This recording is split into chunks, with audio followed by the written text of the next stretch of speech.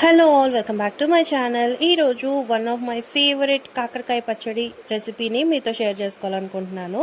కాకరకాయని ఇష్టపడే వాళ్ళు సాధారణంగా చాలా రేర్గా ఉంటారు కదండి. అలాంటి వాళ్ళు ఇది టేస్ట్ చూసారంటే ఫ్యాన్ అయిపోతారనమాట.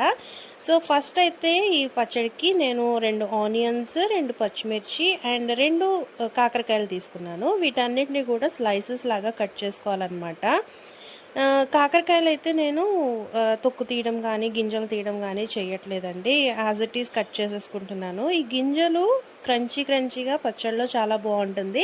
అండ్ ఇది ఫ్రిడ్జ్‌లో పెట్టుకుంటే ఒక 1 వీక్ దాకా కూడా నిలవుంటుందనమాట. సో ఇవన్నీ కూడా కట్ చేసేసి పక్కన పెట్టేసుకుందాము. అండ్ నెక్స్ట్ ఒక మిక్సీ జార్ తీసుకొని అందులో 1/2 స్పూన్ మెంతులు, 1/2 స్పూను ఆవాలు వేసుకొని మెత్తగా పౌడర్ చేసి పెట్టుకోవాలన్నమాట. ఇది స్పెషల్ టేస్ట్ లాగా ఉంటుంది. అండ్ ఇప్పుడు ఒక బాడీలో కొంచెం ఆయిల్ వేసుకొని తాలింపు గింజలు వేసుకోవాలి. తాలింపు వచ్చేసి మీ ఫేవరెట్ అంటే ఇంకా మీకు ఇష్టమైనట్టు మీరు తాలింపు వేసుకోవచ్చు. ఆవాలు, ఎండుమిర్చి అవి కూడా వేసుకోవచ్చు. నేనైతే ఇలా వేసుకున్నాను. ఈ తాలింపు అంతా వేగిపోయిన తర్వాత ఫస్ట్ పచ్చిమిర్చి, ఉల్లిపాయలు వేసుకొని బాగా ఫ్రై చేసుకోవాలన్నమాట. కొంచెం బ్రౌనిష్ కలర్లోకి వచ్చేంత వరకు సిమ్లో పెట్టుకొని ఫ్రై చేసుకోవాలి. ఇవి మంచిగా ఫ్రై అయిపోయిన తర్వాత నేను ఇక్కడ మిక్సీ కూడా చేసుకున్నాను చూడండి పౌడర్. ఇది పక్కన పెట్టేసుకోవాలన్నమాట. ఇప్పుడు ఉల్లిపాయలన్నీ కూడా చక్కగా వేగిపోయినాయి కదండి.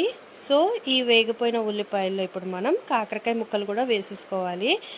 కాకరకాయ ముక్కలు వేసుకున్న తర్వాత ఇందులో పసుపు, ఉప్పు అలాంటివి వెంటనే వేయకూడదు. చేదు ఎక్కువ అయిపోతుంది వాటర్ వచ్చి.